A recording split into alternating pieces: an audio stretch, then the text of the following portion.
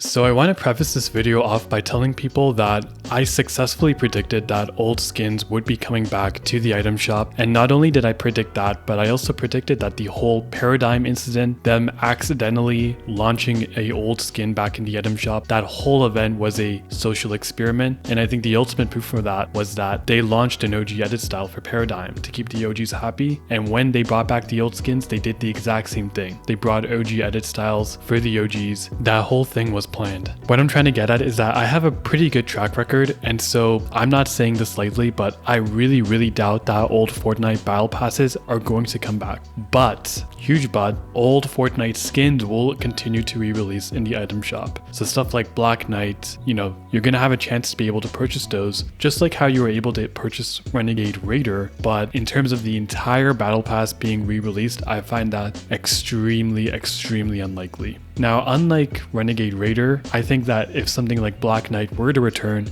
it would probably be in the OG Battle Pass, but again, that's not the same thing as old Battle Passes returning. When we say that old Battle Passes would be returning, we're pretty much saying that every single item, glider, sticker that was launched in those packs will be making a return. And I just find that highly unlikely because, number one, people really want the skins, they don't really care about the other stuff. And so just releasing the skins and leaving those additional items and leaving them like exclusive for the people who purchased them, the OGs, that would be a really good middle ground for Epic to have so that the OG fan base is happy, but the new generation is still able to acquire those old skins. So that's the real reason as to why they would only re-release the old skins and they would not bring back the old battle passes. It has nothing to do with legality. I've debunked that numerous different times, but there are claims within the Epic terms and conditions that you cannot sue them for these internal disputes. They would handle them internally.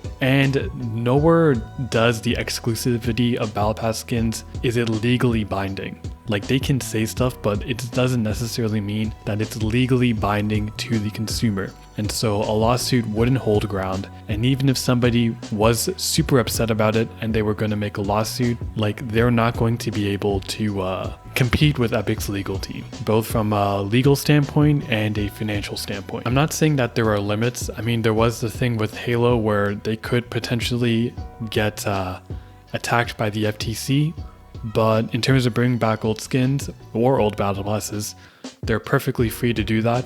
They've already brought back Renegade Raider, and the FTC hasn't done anything, nor would they ever waste their time trying to do that. So going forward, this is what you should be expecting every single time the new OG season drops. You should be expecting 1 or 2 skins from the associated Battle Pass to return alongside that 2-month season, and you get that little window to purchase it. And so that means if you do not get it then, you are going to have to wait. There's 10 seasons and each one is 2 months, so you'd have to wait like 20 months for the next one. It's pretty worth it, honestly, to buy it if you really like the style, but if you don't like the style, I would not purchase it because realistically it's not that rare, and they're just pixels on the screen. You shouldn't be buying stuff just because they're rare or to impress people. In terms of my thoughts on what Fortnite is doing, are they doing the right thing by bringing back old skins so that the new generation can experience them? Or is this a betrayal to their OG fan base? It's honestly a really good question, and it's an interesting debate where both sides have solid grounding for their arguments. I definitely understand why many people are upset by this and why some people are excited by it.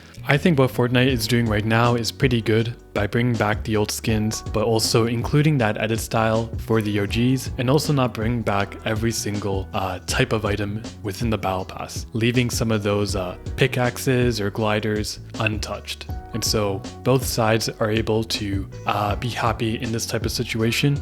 It's a really great solution that they devised. But honestly, I've always thought that OG skins were really not the best looking.